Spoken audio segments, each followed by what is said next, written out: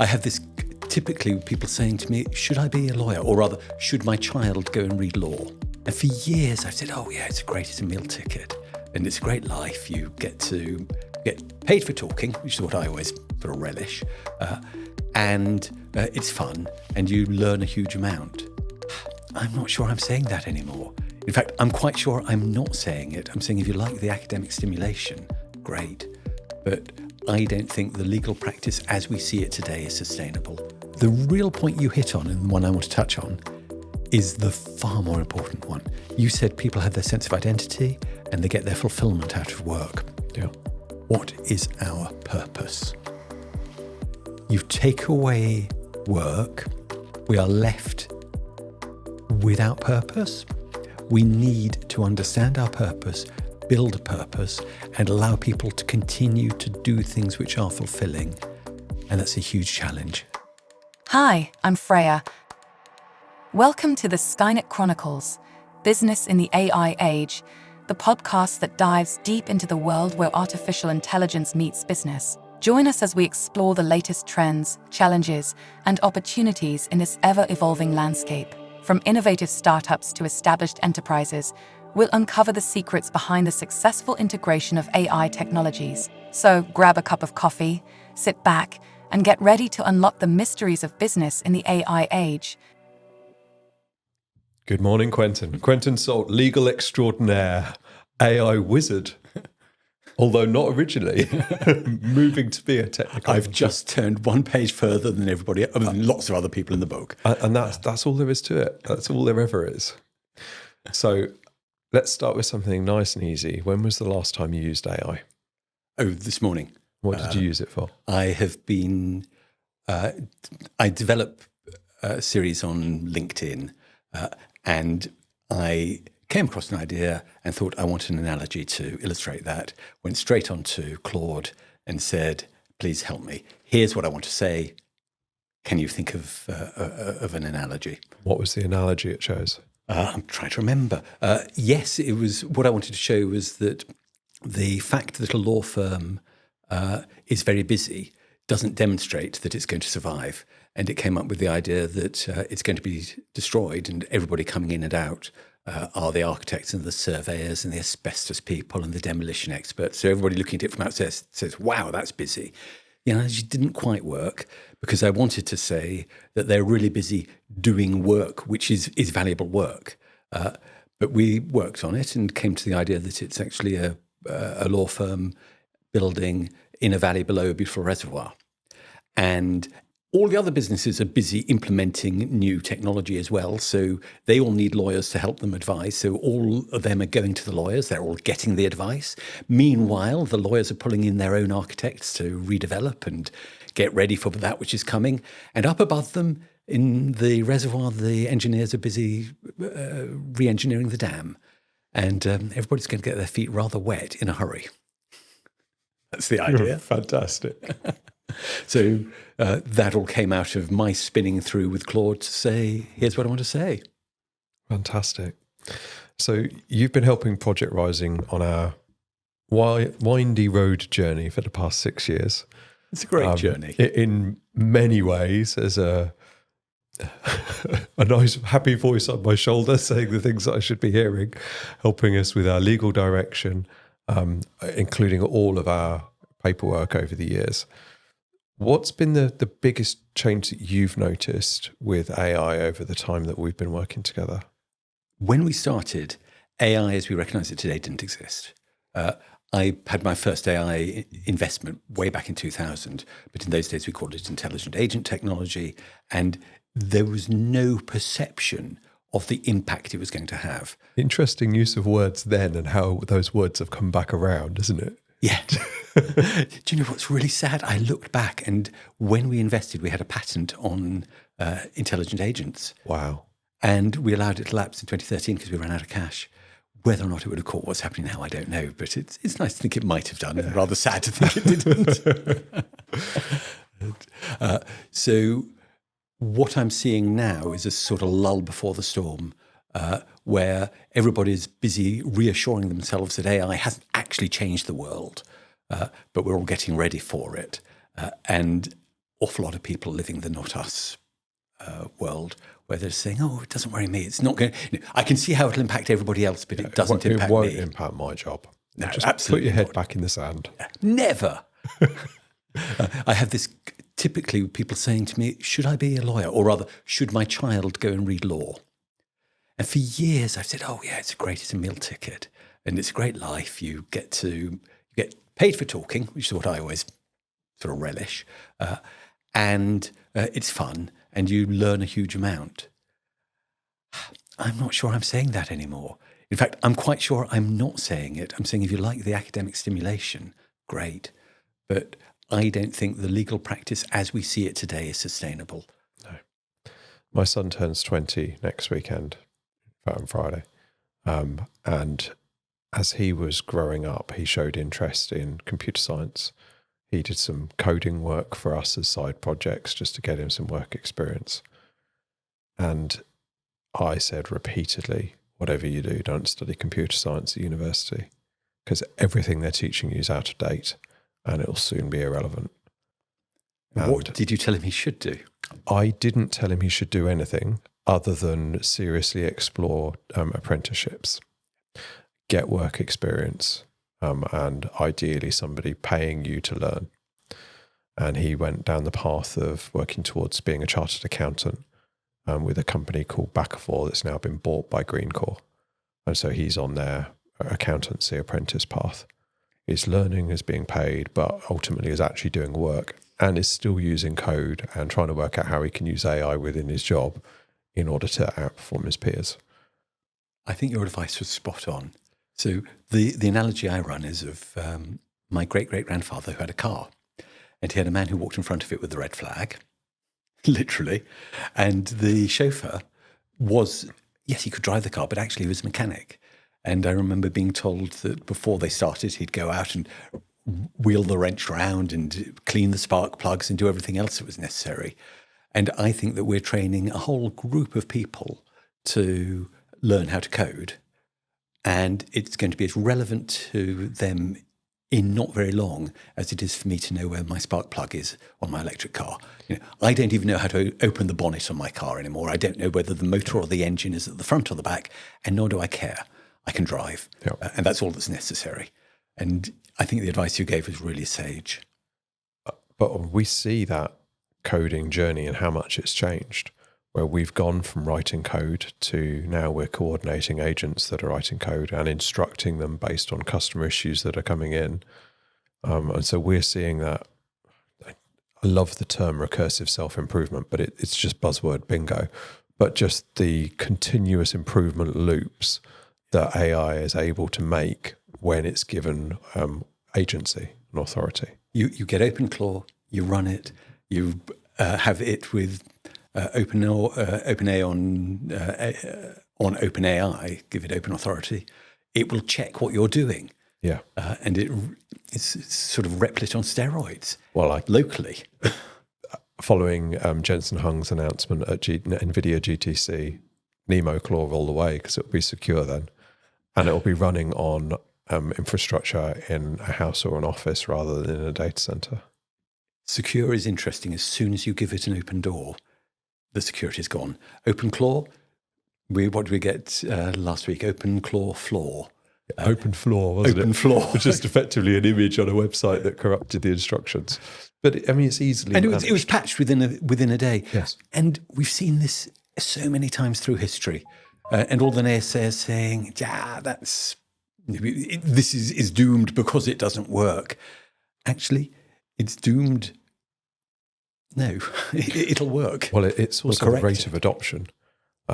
The analogy that I saw was just not even analogy, series of charts was showing the number of stars on GitHub repositories for things that have kicked off.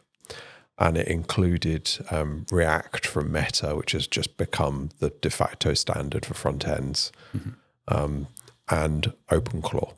And it had a variety of these different charts showing the growth over time. Linux has obviously hit huge numbers of stars over time, but over 20, 30 years. OpenClaw is a wall. Yeah.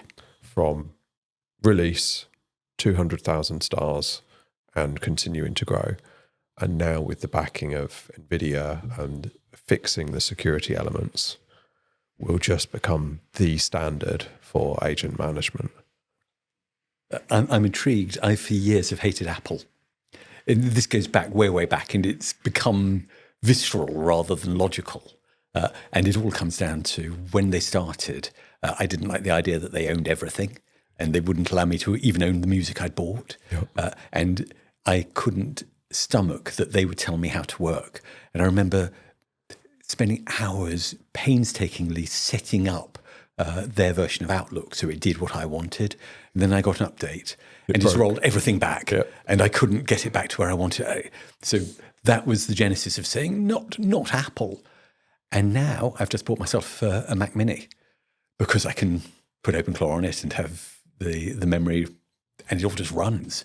I haven't got it set up yet. I'll probably be calling you up and saying, why isn't it doing what I think it'll do? It's that unified memory that's really interesting, isn't it? So instead of it being memory that sits on a graphics card or is accessible by the CPU, making it operate everywhere, and seeing that across now AMD have released or have sort of champion agent-ready machines where they're using a chipset and 128 gig of unified memory. You see the same on the DGX Sparks from NVIDIA, the same available on the Mac Studios for varying price points, I will say, across the three. Still pay a premium for the silver box on. You definitely do, and not necessarily for a performance benefit because effectively they're all there and thereabouts. But that gives you the ability to run incredibly capable models locally. And the vast majority of requests that are sent off to an AI model really don't need best-in-class AI anymore. The stuff that's open weights that you can run on something that you can pick up for $3,000 is compelling. Yeah. And so we'll just see a huge growth in local adoption. And I was talking to somebody representing an NGO last week or the week before, and they couldn't have their data on any technology company's data center because they couldn't risk that the US government had access to it. So they wanted non-tech data center deployment. Well, there's none. So they have a server in their office, and yet they wanted to run a RAG-based query with AI answering questions for them based on the information that was available to them. So that's fine. We'll just put a DGX Spark in there. We run the model request locally. Nothing needs to be touching the internet at all. You can have it completely firewalled, completely air-gapped from the internet, and it will still deliver the same capability that you can expect. That would have been impossible even last year. Yeah. Or difficult. And Yeah. it would have been a huge engineering project. But and the rate things move, what was impossible just becomes not only normal, but Mundane. easy very quickly. Yeah. And what I love is that it's all simplified. You're now using Markdown files to keep everything in. And you vibe code it, which comes back to what you said to your son. Don't bother learning because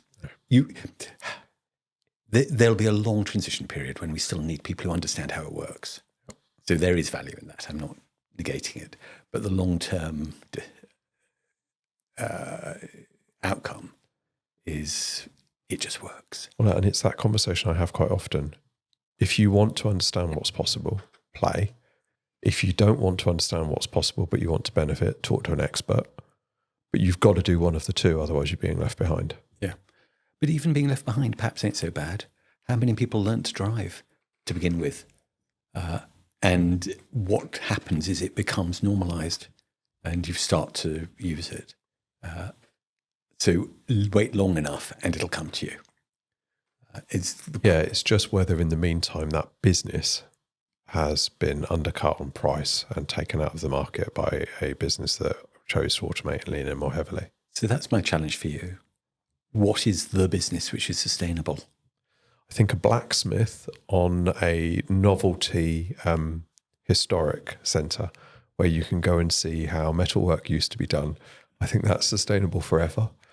I think almost everything else is going to have a significant period of change. Yeah. So we know that knowledge That's desperately work. boring. We're going to be aligned and agreeing with one another. But yes. Well, that was always going to be the case. I think anything that's done at a computer, as we see the cost of intelligence trending to zero, it's going to be cheaper for AI to deliver that knowledge work than a person to deliver it. Yep. Anything that's done manually, it's going to take longer, but we will see a dexterity and price availability on bipedal robots. That means it's cheaper for that manual work to be done by a robot than it is by a person. Totally agree. There will be laggard areas in domestic environments with old-fashioned wiring and plumbing. Those careers will have longer, but ultimately they will still be more efficient, delivered by a robot who will just turn up and doesn't care what time of day it is, doesn't work 9 to 5, will happily turn up at 1 o'clock in the morning if that's when you want them to turn up, and just solve the problem. So there's something where I'm going to disagree with you. Good. I absolutely get that my robot, my plumber will arrive, and rather than lying on his back under the basin, he'll pull out a robot and it'll go in and whir and whiz, and it's got the dexterity, as you mentioned, it's got the strength, and it's got the ability to see and the experience, and it'll repair the basin.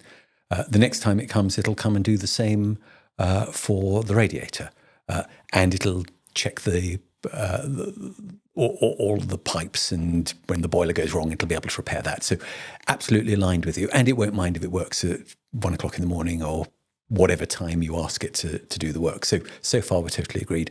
The difference I have is that you say it'll arrive. It won't. It'll be there. I was just going to say that it's actually going to be a house robot. Yeah. So the plumber will convert from being a plumber to being an owner of robots, the orchestrator of the robots, and he'll be the man you call to get them in. And then one day, Mr. Musk or whoever it is will download to your bipedal robot, your embodied AI, the update. I would not bet against Musk on anything. And I think right now we will see Optimus, and we will see Optimus available in a domestic environment for less than a car lease. And then why wouldn't every house have one? And instead of there being some debate as to when the room's going to be decorated and what colour it's going to be done, it can be done on a whim, because you just say, this week we want the lounge to be purple. Can you manicure the garden? We've got some friends coming around. Actually, we've got a problem with this. We'd like to renovate that. Can you clean the car? Can you clean the drive? These things will go from being one-off requests to just automatically delivered by something that is there working for us. You've triggered another thought for me. This is one of my, I have various thought strands, but this is that abundance will actually reduce need. If I don't know about you, but I've got what I call a man cave. It's where I've got all the stuff. I've still got my SCART plugs for computer, just in case I need to plug an old screen in. Can you find a screen that's still got SCART? Found one. But did you keep it through the house move? Yes. Oh, wow. Well, I cleared a whole load out, but I still have my boxes and boxes of USB cables. Cables, I don't even know what they are, but they power something. And it's going to be useful. I also have boxes of cables for everything. I've also got paint cans. Now, most of those I threw out, but these were cans of paint when I'd redecorated. Actually, if I'm honest, Susanna redecorates. I can't do it. I've got 10 of these, and they're all left thumbs in case you can't see on the screen.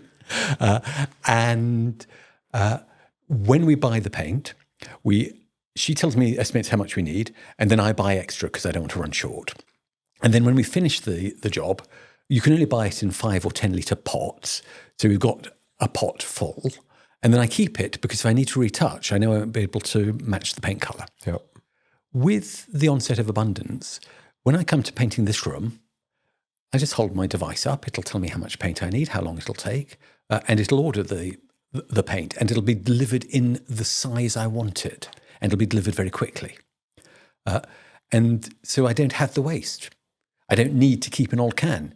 When I want to touch up, because, oh, look, there's a bit of a fleck on the wall here, I don't go back to the original paint. Instead, I say to my device, take a look at this, match it, and send me 5 millilitres, because that's all I need. Yep. And it delivers it. And what I realised is so much of my life, and as I cleared my house as we moved, I saw this, is keeping the just-in-case stuff, the stuff which I think I might need. Now, if we get to true abundance, I don't need it. I've got 2 rows on storage racks in the garage with tiles for different rooms from end of packs of tiles in case the tile breaks. Some of them are from the previous owner of the house 10 years ago. Yes. And when we move, we'll leave them because I don't need them anymore. And the poor fellow who buys your house will say, oh, I wonder if the house used to be decorated in that. But it is interesting. And I think you're right. I think we are moving to a point where everything just becomes available and possible and at a lower cost and a higher efficiency than before. We saw the start of this with WeWork hoping or making noises to move to We Live, where you actually lived on a subscription. And there is that huge, what is it that one needs rather than what is it that you have just in case? We're all driven by fear that we won't have, so we keep, or we buy because it might be useful. If actually we only had what we needed when we needed it, the way we live changes. It does. But I'm still keeping all of the books ever, and I still get new books all the time, because what if one day there isn't the internet? Yeah, there's that fear rising up. And how many DVDs have you kept? All of them. Well, we replaced a lot with Blu-rays, but we've kept the Blu-rays, we've kept the CDs, kept the books. And part of that is ornamental, nice furniture. But it's also, I actually own those, and some of them still play. I went to put in one of my favourite CDs from 30 years ago, and unfortunately it did not play well, and I'll have to get a new one. We've just moved house, and bravely I cleared everything we didn't need, and then Susanna came along and threw away the rest, keeping just those which we did. And it was interesting what we chose to keep. So there's a great video called Faith Like Potatoes. Right. It's on DVD. We cannot download it from anywhere. It's not available. We did a local showing of it as a little cinema get-together, and we got the consent of the publisher at the time to put it out in public. Wow. And I love the video, so we kept it. And that then meant I had to keep the the DVD player.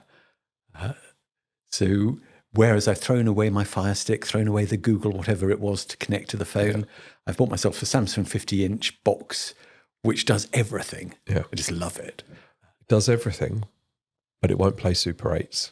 No. We went away on a family holiday last late summer, and my dad brought along a load of film that had come from his parents' house of us when we were kids. So from when I was a baby through to my youngest sister being a baby, and my grandparents when they were around before we were ever on the planet on holidays in various places. And we set up this big screen. We were all away in a rental house, and Dad got the Super 8 out and was playing it. And it was beautiful for many reasons, but the fact it was playing on this technology that was alien to me, if I'm honest, I loved the fact that you could see it, you could feel it, you could hear it. You certainly hear it. Yeah, really did. So I'm indebted to you on my Cine 8. You'll recall that I inherited from my parents boxes and boxes and boxes of Cine 8 movies. Yeah. I have something like 8 hours of the stuff, plus a couple of others which are much longer and were my mother's travel around the world in the 1950s, which I've not done anything with other than to convert into digital form. And you very kindly asked one of your team to ingest or write a bit of code for Gemini. It was before the latest iterations. It was, 18 months ago now? Yeah, I think so. But we could upload the video and it described what was there. And it did a great job, except on one occasion. So there was one wedding where I didn't recognise, I couldn't quite place it. My parents got married from my mother's house, my mother's parents' house. And it was a big house in the home counties and very, very obvious. And this wedding was shot in the grounds. And I could see the house and I recognised it and I just couldn't quite place it. Anyway, your chap's code spun back that it was in Norfolk in 1961. I said, no. The parents weren't in that house at that time. And it wasn't Norfolk. So nice try, but that it got wrong. Yeah. I went to a cousin's funeral last year And while I was there, I saw an ancient cousin who'd been at my parents' wedding. I said, right. I pulled it up on my screen and said, please tell me, Sue, whose wedding was this? And she's looking and said, oh, I think I recognise myself there. I'm not sure. Oh, is that your mother? Oh, I'm not quite sure. Yeah. Oh, yes, that's definitely your mother. And it was. And no, I don't quite recognise the wedding. Which stage my godmother, whom I'd stayed with to attend the funeral, came and looked over my shoulder and said, what are you doing, Quentin? And I said, well, I found this old video of my family and it's somebody's wedding. And Philippa looks at it, goes silent and says, that's my wedding. I said, what? She said, yes. And there's my father and my brother who died 2 years later. And my family have never seen him. And now I've got that. And I said, gosh, I didn't know you. I knew you were friends with my mother, hence, you're my godmother. But how did that come about? Why were you at their house? She said, oh, I wasn't. I was at my parents' house in Norfolk, 1961. So thank you. You were right. I wasn't right. Gemini was right. Yeah. And I still use that when we've got a calendar at the moment and it doesn't have the location of the photos. Mm-hmm. And I've taken a photo of 2 different months and just said, where's this? And it knows. It's getting better every year it's or every crazy. day. It's getting better.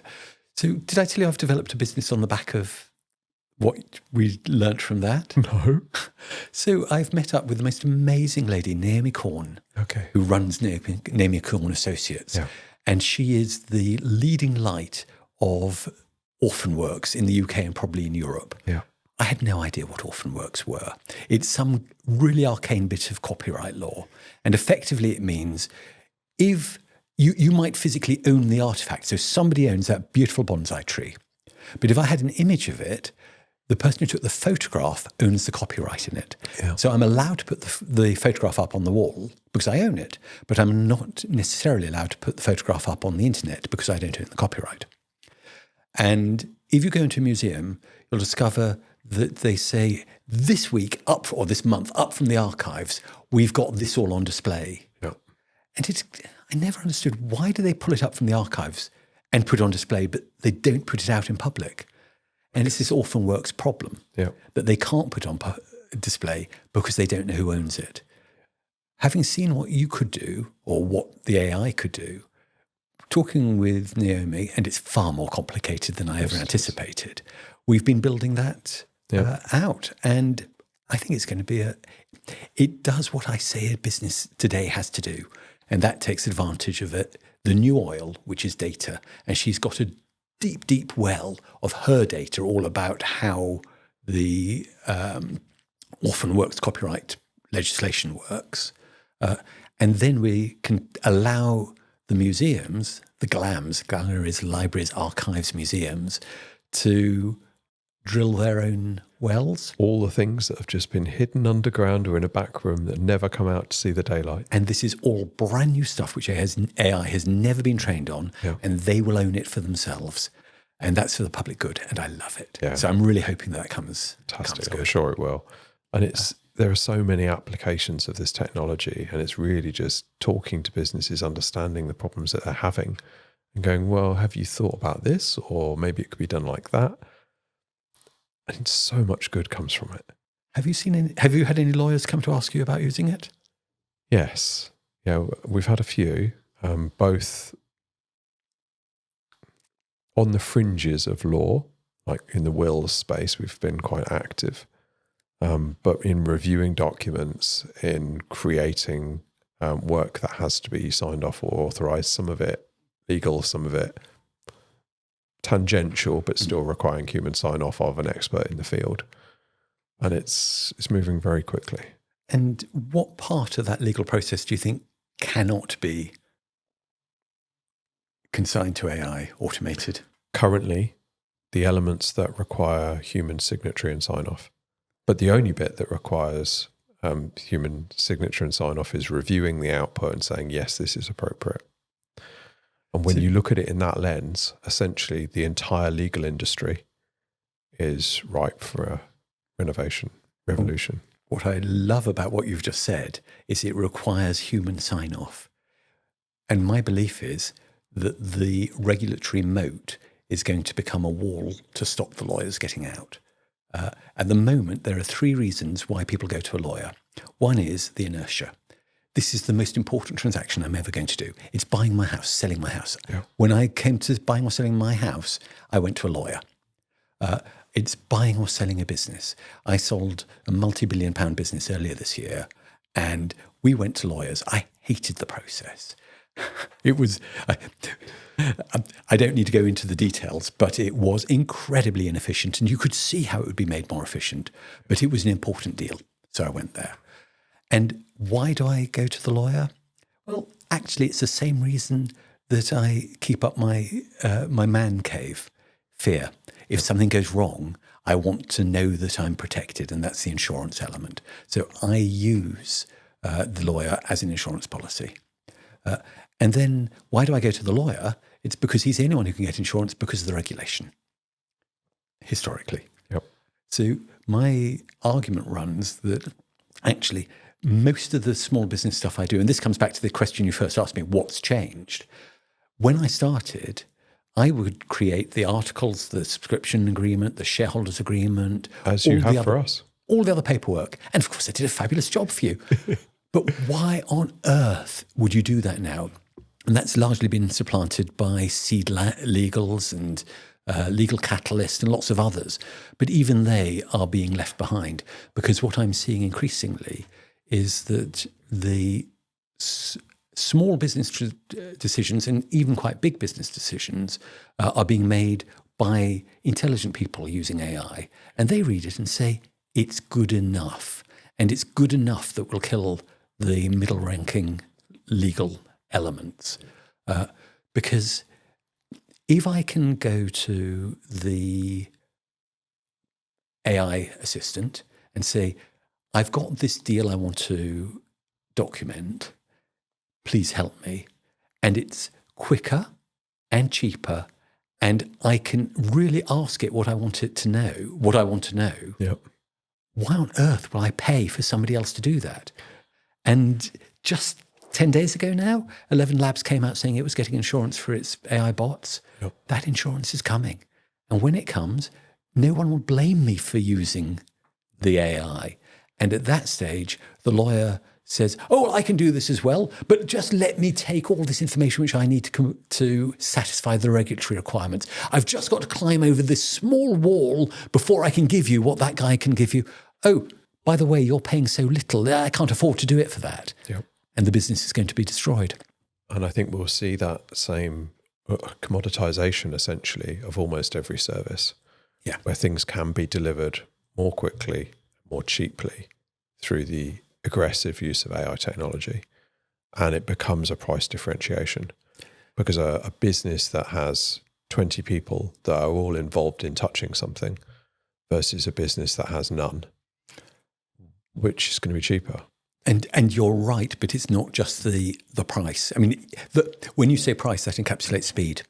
And it also encapsulates knowledge. Yep. If you come to me as a lawyer, you tell me what you want to achieve. I think I already know what you want because I've seen 1,000 of these before. But you still tell me, and we have a bit of a personal relationship in that chemistry, and that's valuable. Yep. And AI may emulate that very quickly, but for now, we still want that personal relationship. People by people. And I don't think that changes. I think people will tolerate no human interaction for a very quick and very cheap service. So there will be variations in there, but I think the human buying human will continue for quite some time. Did you see the dispatches program last year with where Garfield Law was put against a real human? Yes. And do you remember the client saying, "I'll go to the AI every time, yeah, because I don't want the noise." You may buy a human, but how long do we spend talking about stuff which is really totally irrelevant? The real point, however, is if I've got an enterprise-wide system and you allow OpenClaw, I allow OpenClaw into it, it now can see all the information. If you come to me as a lawyer, I give you the information through my Verstand, through what I understand as a client you're asking for, and you put it through your Verstand of what you think I will be telling you. So all that filtering goes on, and I've already filtered out a whole load of other stuff because I didn't think it would be relevant. if you allow the AI to go in and it can read every document, it can see all the emails, it gets to understand the passion, the tone, the way people communicate. And now you've got the AI being briefed by the AI more intelligently than a human could brief. Yeah. So I think a lot of due diligence transactions fail if you go down that approach. Oh, really? I think so, because I think there's an awful lot of things within businesses that never get exposed. And I think if an agent can see everything everywhere, I suspect that makes for a very I see what you mean. That it will. Well, interestingly, this comes to the next thesis I have, which is that it will not only change the way we do what we do, but it will change what we do and why we do it. So I'm going to start on the legal piece. I'm going to start with an analogy of going to your doctor. Let's start. Do you go to your doctor to talk about the football match or to have a good chat? Definitely. I think your face gave it away. Transaction. Yeah. You're going because you either are unhealthy or he's called you in because he's scared that you, or he's concerned that you may become unhealthy and he wants to diagnose you or to help you to take sensible precautions to keep yourself in a good state. Yeah. And when you take medicine, it's not because you love the taste of medicine. You take the medicine because it will keep you healthy or it will restore you to the best you can be. Yeah. Or keep you at least as well as you are able to be. That's the hope. Going to a lawyer, I go to a lawyer not because I like a chat and not because I do like a contract. I love reading a contract, but I'm a bit wacky on that. Most people just want the transaction. And what they want is a sustainable business relationship. Yeah. And I'll argue that what we have today does not give you a sustainable business relationship. What we have today is a risk mitigation strategy. It is quill and parchment on silicon steroids. A lawyer from 400 years ago could see what we're doing now and would be amazed at the speed and overwhelmed at the volume, but totally recognize the process. Yeah. And what we're doing is a static moment in time. Tim, this is the deal you're doing. I understand there are risks. You're dealing with that guy over there. I'm going to put a whole load of guardrails in, to use the language which you're familiar with, to ensure that if something goes wrong, you're on the safe side. And you know why you pay a lawyer a lot of money? Because you hope the guy you've got is going to put protections in which the guy over there who they've got won't understand why you've done it. Yeah. And it really is a game of one-upmanship. And it's served us extremely well for a long time. And I've seen examples recently of people leaning into AI for contract negotiations and positioning. And you can see the almost sycophantic response. And I could tell you exactly which model somebody has used in producing something that they've shared back. Excellent. And I've then gone, well, you haven't actually had legal counsel. You've not discussed this with a legal professional. You've pasted in some documents and asked a question of a low capability AI model and then stated it as gospel. Yeah. And your key there is it's a low capability AI model. Yeah. And what I'm seeing across the comments I get on LinkedIn is, oh, but it hallucinates. Oh, but AI is no good. Yeah, again, your face gives it away. It is, you're using the wrong tool. Yeah. If I go out with my fork, my dining room fork and try and dig the garden, it ain't going to end well. No. And if I come into the dining room with my garden fork, that ain't going to end well either. So it's the right tool and shaped for the right job. Yep. And increasingly it'll become a universal tool, but we're not there yet. It'll become a universal tool that's using subtools. Yes, so I get that. That conversation piece will be with the universal, but underneath the skin, it will be spawning individual capabilities that are using skills and skill sets so that it can be a plumber, it can be a lawyer, it knows how to create database tables, it knows how to update SQL, whatever the individual element is. And the skill now, ironically, is in writing skills for the AIs to use. Let's jump back to that one, because I think prompt engineering is yesterday's technology. Yes. And I went to a great presentation by my daughter's school, and it's a fantastic school. I'm so proud that it's right at the vanguard of this stuff. Yep. And they were still teaching the kids how to write prompts, which is necessary, but it's a skill for today. It's not something which you hold out as a long-term skill. It was really necessary 3 years ago, and it's becoming less necessary every day. Yeah.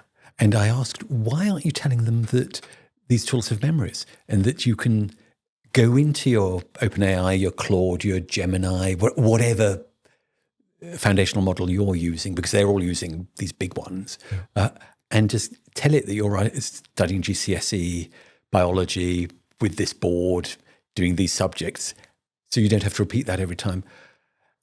And it comes back, oh, well, we're really worried about privacy. And of course, where we started, put it onto OpenClaw, run it locally, and that becomes yesterday's problem. Yeah. I do rather wonder whether anybody's going to be interested in what some 13, 14, 17-year-old is doing in their geography. I think it's a needle in a haystack anyway. It always has been.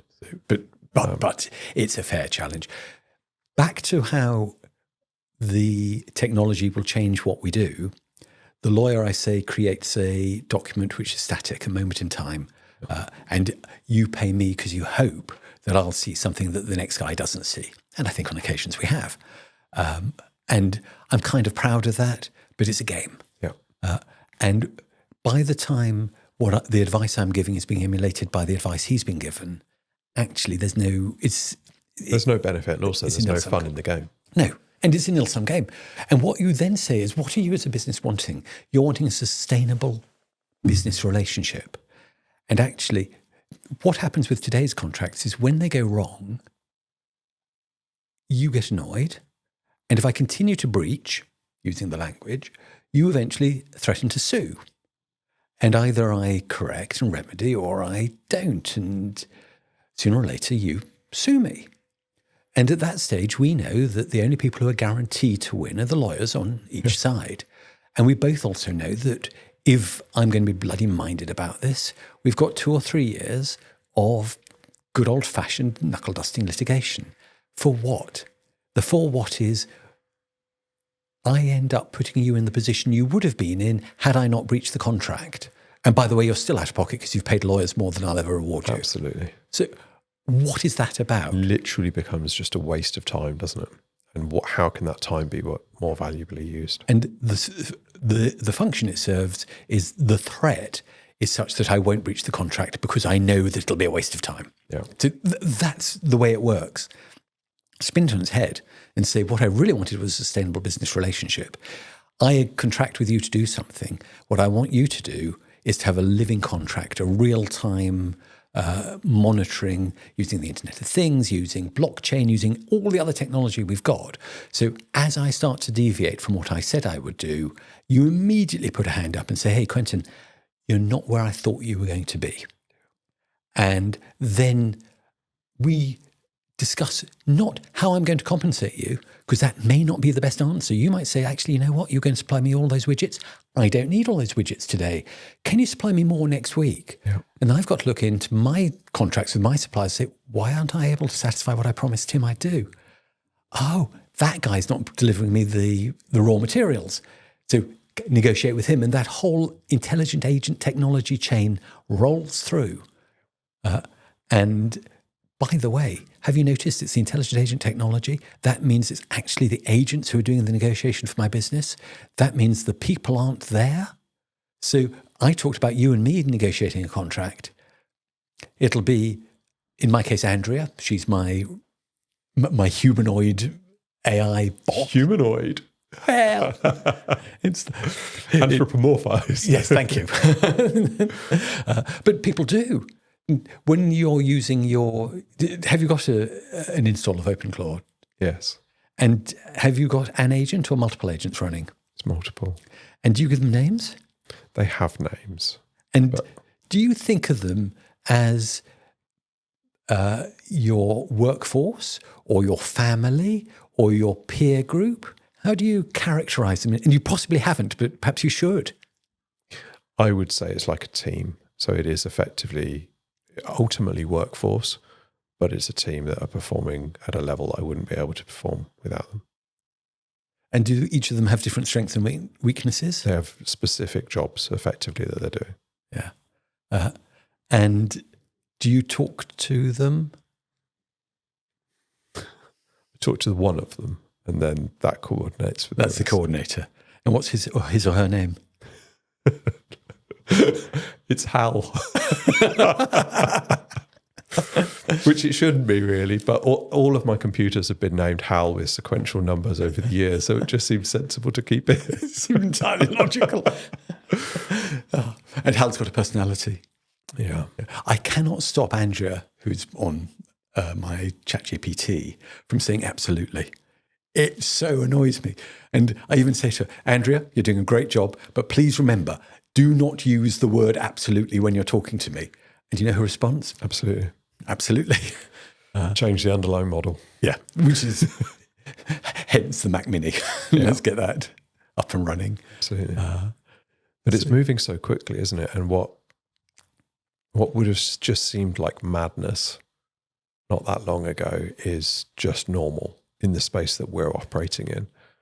And yet, for the majority of businesses, they have no concept of what is possible and what they could be doing. Tim, you are working in a totally parallel universe to most businesses. Yeah. And even if you were to offer them the opportunity to work with you, they are so behind the opportunity, they'll decline because it sounds too incredible. That sounds like a marketing and go-to-market challenge, doesn't it? Yeah. I hired some machinery, bought the new house, and now there's a whole load of work to be done. And I went into the rental business and said, have you got whatever bit of kit it was? It was a pump, actually. And the lady behind the desk knew her stock. She was amazing. Said, yes, I think I've got one like that, and burrowed away in piles of paper and came up saying, oh, look. I said, and is it available? Oh. And off she went and buried in another huge book and said, it's in Nuneaton, but we can get it delivered. I said to her, have you ever thought of putting this onto a platform where you could just talk to it? She didn't understand the question. No.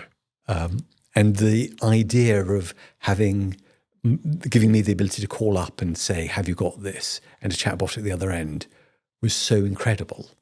Yeah, and yet, literally normal. Yes, if you're in the space. Yeah, and so it is. I find that it's not actually sharing what's possible, because most of what's possible feels like black magic. Mm-hmm. It's solving a specific problem within a business. So if it's how can you make regular contact with your customers to increase the amount that they purchase from you? You're struggling with that. That's something that can be solved. If it's we need to increase revenue, we don't have enough prospects, that's something that can be solved. If it's we think we're spending a lot of money on subscriptions, but we don't really know where it all is and whether there's any commonality and how we can cancel them, that's something that can be solved. And so it ends up being outcome-led solutions that we're delivering, and how they operate doesn't matter. Your biggest hurdle, I suspect, is people. One, not accepting it. Yeah. Two, not being willing to make the investment to allow what you can introduce to come. It might take them several hours to save themselves so much time, but they don't feel it's right. And then you've got and what am I doing to myself? If I can automate this, what's my role? And that's why any narrative around cost saving and cost reduction will become toxic, because it's just going to be associated with job loss. Yeah. And actually it's not valuable anyway. It's far better to paint a picture of increasing sales, increasing revenue, increasing profit, and having your people freed up to do more of the human interaction that they enjoy and is valued. That's a positive story, but it's also true. Is it true? Is it true? You say you free them up to do more what? Peopling. Okay. So is this on a telephone? Sometimes, but more often than not, if you can give people human interaction in person, it's more powerful. That I'll agree with. But any interaction on a telephone probably shouldn't be a human anyway. Agreed. And ultimately, that's going to be two agents talking on the phone, and then they'll decide not to talk on the phone, and they're better off direct coming through an alternative channel because it's more efficient. But I'm just to rewind, and you can listen back, but I think I heard you to say that we're going to free up time so people can do more human stuff. And then I thought you said, but the human stuff is actually face-to-face. And I accept that there's value there, but very little business is actually face-to-face. Even when I go in to buy my food from the supermarket, I'm not doing that face-to-face. The food from the supermarket definitely doesn't need to be in person or face-to-face. So what does... I mean, my medical... Again, I go back to that dispatches program. Sorry to be boring, but... No, it was a great program. The GP, and I don't think that the people who went and sat in front of a totally low-level ChatGPT got a poorer experience. They got the diagnosis. It was done quickly and efficiently, and they were happy with the outcome. And I would have thought at the point of medical intervention, that's when you want real people to be helping you. It ultimately comes down to experiences, doesn't it? So you want a quick diagnosis, you want a rapid treatment, but you probably want somebody holding your hand before you go into surgery. That's not a doctor. No, that's not a doctor. But it's as we look through society and life, the human experiences will have higher value. So it's a great time to get into events businesses. It's a great time to buy property that will be used in events businesses. But it's not a good time to go into a traditional business and look to do the same job the same way it's always been done. Wholly agree. The advice you gave your son about taking an apprenticeship is the advice I give. Don't have the student debt, and I can go on to student debt because it's a trap. It's dreadful. But what I'm saying now is the real thing which we test for and educate for is IQ. The real thing which will have value tomorrow is EQ. And the ability to be close to people, the ability to empathize. I actually think that embodied AI will do that extraordinarily well. And we're already seeing that in the Asian countries with old people and how they have their companion robots who never get bored of being told the same story, who never get angry when they're told that they hadn't said something.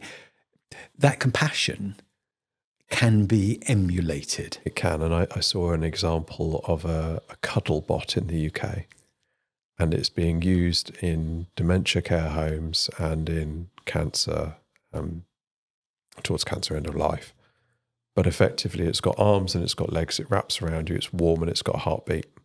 I would love to see that. And it's comforting. Yeah. It doesn't talk, it doesn't communicate, it's just for cuddling. So my daughter works out with, works as part of a volunteer group with something I think is called Kissing It Better. And they go into the local hospital and they meet up with people, usually the elderly, and just are companions to them. It's great. She came back the other day saying she'd asked permission and showed me a picture of a cat on the bed in a hospital. And this rang all the alarm bells. You're not allowed pets in a hospital and you can't have a cat. And she said, it's a robot. And the robot just sat there and purred. And she said, it was the most amazing experience. There was this elderly lady who sat and purred. She said, it's even warm. Yeah. And it never goes away. So we will see robots coming into our lives in ways that we wouldn't expect right now. Yeah. And it won't just be a bipedal form that people go, well, it's Skynet, they think it's Terminators. It will be in whatever way is most comfortably adopted. So what happens to all those people who were doing jobs which don't have human interaction work-wise? Because you were absolutely clear that there are still those human jobs to be done, and I want to know what they are. I think you're entirely right, and I think there is a huge requirement for universal basic income because entire job types will be made redundant ultimately. And those jobs, those people doing those jobs, some will be able to retrain, but the amount of jobs and work that is available that a human can fulfill more efficiently than AI and robots will reduce over time. And so there will be a requirement to help people continue to have fulfilling lives, both from a provision of goods and services, but also in terms of what they do and how they get the fulfillment that they need. Because many people get fulfillment through work. in fact, many people get their entire identity through work. Yeah. And I know that as a lawyer, if I walk into a room, there's a whole expectation around what I will be and do because of that nomenclature. But you hit on a really important piece there, and that is universal basic income, universal income. I don't think it'll be basic. I think we'll need to have top income. It has to start basic, and it has to start soon just to build the capability. We're already pretty much there, We've got all our old people, all our preschool, and 20% of our working age population are already on social benefits. I saw welfare. a news article the other day and it made me just swear. And it was somebody that had their personal independent payment reduced by £50,000 a year. Yes. How can that be? How can the PIP award be higher than the average income in the country? There's something broken about that. That is and it was reduced from 68 grand to 18 grand, and the person was moaning. Well, I would be moaning, but then the problem was the expectation management. Absolutely. And what we're seeing, we've got a social contract. You're in work, you contribute. Yeah. You're not in work, you take the welfare. And what we're seeing is that work, you and I are working to automate stuff. So fewer and fewer people will be in work. The social contract has to change, doesn't it? And more people will be on welfare. And every person who stops being in work will be on welfare. I have a solution. Whether or not it works, I don't know. I've asked Dan Needle if he'll opine, and he hasn't yet. But it is that we already have a perfectly good system called VAT, and we should have a transaction tax. I don't hold with a tax just on work which has been replaced by autonomous agents. Any transaction should have that transaction tax applied to it, and then we recycle that money, which is it's an interesting thought. Yeah. But the real point you hit on, and the one I want to touch on, is the far more important one. You said people have their sense of identity and they get their fulfillment out of work. Yeah. What is our purpose? You take away work, we are left without purpose. We need to understand our purpose, build a purpose, and allow people to continue to do things which are fulfilling. And that's a huge challenge. It's a huge challenge that I don't think anybody's solved. And some will choose to take their purpose and be fulfilled in the ways that have always entertained some. So they will immerse themselves in computer games. They will immerse themselves in counterculture. In some elements, there'll be people who choose to go down a path of drugs and reliance on that. And others will get value from travelling, from seeing the world, from being in nature. But I don't think we have an answer for how people maintain that fulfillment. And I don't think there is a one-size-fits-all. I'm happily agreeing with you. I am scared witless of your allusion to addiction. And I think that is going to be I think massive. Ready Player One was more of a look into the future than was intended, where people are living inside their computer games, and the time when they're not in the games, they're sleeping. I think a subset of society will choose that, and they will live virtual worlds. And I also suspect that all the trauma which we and our forebears have had will come out, because when you no longer have to focus on survival, do you know, the idea of the job ethic is relatively new. Yeah. For millennia, all we did was survive. And now we've survived and we've sort of commoditized into working. And now we're going to take away the work as well. I have a faith which sort of helps me through, but I don't know where. It happened now that, actually not now, if we went back 10 years and you never had to work again, you were in that situation and you chose to work. I may have been. We could argue semantics, but yeah. I mean, yeah, you have had the option, and many others have had the option to stop work, and they've found involvement and interest in other areas, advising people, working within businesses, acting in the entrepreneurial space. Clearly, that only works for people that are that way minded anyway. But if you were to stop work and do nothing more, I'd atrophy. Would you? Yeah, because I've got a list of things I want to do that I don't have time for. Some would, actually, I've got a lot that isn't work. So let me rephrase that. or reframe it. I will agree with you that there are things which are not work in terms of receiving compensation in cash. Yeah. But I think everything which is valuable involves other people and involves a relationship, or involves, I suppose I might argue and accept your argument, that I'm improving myself. Yeah. And those two are our purposes. So maybe you're helping me find the answer. I to think what our purpose some should people be. will find that purpose and will find things that motivate them and keep them going. And you actually see that within some people in terms of retirement, where they shift to spending more time on hobbies. But also you see some that atrophy. Yes. And those that atrophy tend to have a very short retirement. Those that can find involvement, engagement and interest generally, on average, live longer, but they have a more fulfilling life too.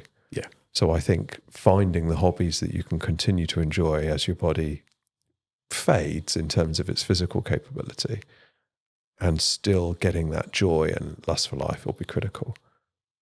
But I don't know how that happens on a societal wide basis. And that's the challenge. And my concern is that we will have a bifurcation of those who resolve how they have purpose and fulfillment, and those who don't. Yeah.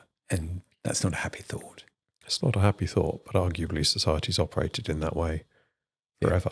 Yeah. Arguably. In fact, I won't argue. I don't think it's that arguable. I think you're on the money. So coming back to the short term. Yeah. Obviously the legal space is changing. Yep.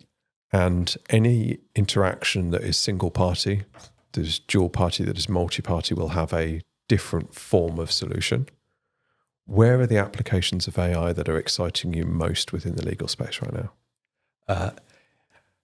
To be honest, the ones which I'm most excited by are those which I'm agitated by, and they are the huge behemoth Legora and Harvey and Clio.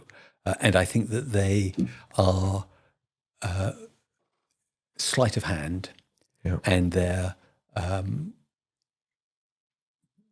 they are doing lawyers out of a job and themselves out of a job at the same time. So I've been having a debate with Lev Lukton, who's a New York attorney and very, very bright guy. And I'm saying that these companies, their valuations are built on sand. Yeah. And he quite rightly points out, look, people are paying that money. The market's not wrong. And there is value there. But the value is not what the market or everybody else thinks it is. So my predication is that these are huge tools which are being deployed by lawyers, and the lawyers to begin with were really excited because they'd be so much more efficient, and they'd save 70% of their time. Well, in fact, at the moment, the way they're coming, they're only saving 20 or 30%, if they're saving even that. And that's simply that the world hasn't caught up yet, and we're still implementing. And so there is more need for lawyers, more need for engineers whilst we go through that process. But the reality is that it will be more efficient. And they had assumed that they would capture that value. And of course, the client sits at the other end saying, well, you charge us by the hour, and instead of taking 4 hours, it took 2.5 hours. We're only going to pay you 2.5 hours. Yep. And now the lawyers are going, well, hang on. This isn't as good as we thought it was because we're not going to make the money, and we need fewer people. And the pyramid structure, which we've always relied on, has gone or will go. And they satisfy themselves. We started with the not us culture. It's not my, I'm not at risk. And they look around and say, look how many more people are being employed. And come back to where AI helped me this morning. Claude told me, yeah, they're all coming in because they are doing the engineering, getting ready for when the dam comes down and everything's flooded. And so that's what I'm most agitated by. I also say they're a Trojan horse. By that I mean the lawyers are paying for them to come in, and these technologies will destroy the businesses. And worse than that, they're actually learning at huge scale. They may not be able to see the detail, but they're getting aggregated data. They're beginning to understand how transactions work just by the sheer volume of what they're doing and the way the document flows run. Yeah. You understand? I mean, Well, absolutely. And where there is a situation where AI can do X right now within a process, yep. and there's elements that it can't do, that farming off to a human, that analysing of what it's actually done, input, output, means a model can be trained to deliver that particular element too. Yeah. So over time, every element of the process that they're touching will be automated. Yeah. And those law firms will either end up paying a subscription forever, or actually the service will be a direct-to-consumer model, and people will go direct to Clio X or Harvey Y. What will the lawyer add? So I talk to lawyers and they say, we're not worried because, it's the wisdom and the skill and the knowledge. I say, okay, so do you think people come to you because you're random or because you're logical? They know they're going to fall into a trap, so they have to think about this. And then they still come up with the wrong answer. They still, inevitably, if I'm not going to go to a lawyer who's random. I want to go to somebody who's logical. So, okay, so that's great. And you will know the next question is AI more logical or random than a human? And at that stage, of course, it's the randomness which makes us valuable. Oh, is it? Okay, that's an interesting one. We'll come back to that. And then my next question is, so I've just had a guy who's gone through law college. He's just qualified and he knows the law right bang up to date and he's really freshly versed in it. Why am I going to pay you, qualified 30 years, more than I pay him? It's all the knowledge I have. It's the breadth of knowledge. Of course it is. By the way, do you think you know more than the internet? You've got it. And they go, I accept there are silos of knowledge, but we've already discussed how OpenClaw within the enterprise resource management system will know more about the enterprise than the client will know, let alone than the client can communicate to the lawyer. Yep. So the technology will know more about what the client's provenance is. And these transactions, you're pumping them through these engines, so they're learning, so they will know as well. Now, what's that unique knowledge you have? Yes, well, and then we go through it and it becomes, we humour and we accept that they do have some element of randomness, they have some element of being able to guide and advise. And I say, is there any legal advice in this? Actually, no. A good lawyer needs to know very little law, and that which he does can be done by the technology because the law ain't difficult. So it's a consultancy model, really. Yeah. Oh, maybe it is. And then I say, so your competitor isn't the wrapper model with all its clever stuff in there, which is the Harvey and the Lagora. Your competitor is not even the foundational model, and they'll become worthless because the open source will take. Your competitor is the infrastructure, whoever owns it, and that could be, I think it could be Grok. I really believe Musk has been recruiting lawyers very quietly. Nobody's watching him and he's not making a big noise. That worries me. Don't bet against him. Or it could be McKinsey. These are the consultants. These are the people who were wise enough to build their models within their moated arenas. So they actually have technology and knowledge which we don't have generic access to. And whilst the foundational models are busy recruiting consultants and trying to extract that information, I've got to believe that Boston Consulting Group and Deloitte and McKinsey and all those have actually got something special in their boxes. Maybe, but having worked with them on projects, sometimes I'm not so sure. Okay. But it's the interesting thing is people are willingly giving this data away. They're paying to give it away. Yeah. And I look at the image and video creation capabilities and understanding within Gemini right now. Yeah.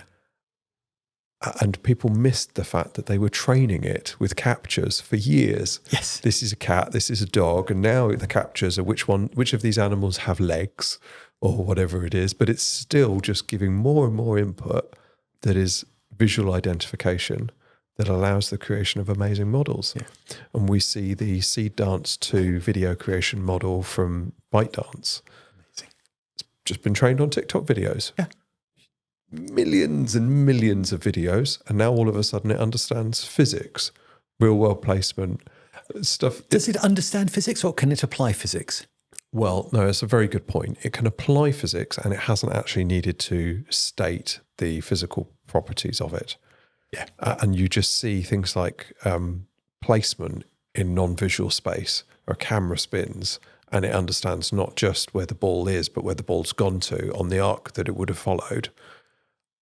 And that's beyond most people's understanding. And yet the models have learnt it from video, just from watching and doing effectively input-output analysis. As you say that, it reminds me of a children's drawing. And if you go back into the caveman drawings, there was no perspective. No. And how long it took the human to learn the idea of perspective. And these models in months have learned how to trace the arc of a ball bouncing. I should qualify. When I said that the law firms are paying for the technology to learn off them, they will deny it because they'll say, but it's all within GDPR, it's all hosted and secure. But individuals are also giving that knowledge away. So some of those lawyers are going to be using ChatGPT inappropriately. They may do that through a subscription. They may be using the free model. So they are still training the foundational models in things that are proprietary within their business. Yeah. I'll go beyond that and say that within Lagora and Harvey, they are learning at scale without the granular visibility, but just having that huge map of what's going on, the sort of the heat map, is value. And that is something which I don't think we've truly appreciated the impact of yet. No, and I think there's so much more to tell, and we probably should save some of that for a future episode, because I think we've gone for quite a long time already. I'm sorry. I don't apologise at all. It's been brilliant. I've loved our conversation, and I look forward to many more of them on and off camera. That would be great. I look forward to them too. Tim, thank you. Speak again soon. Thanks.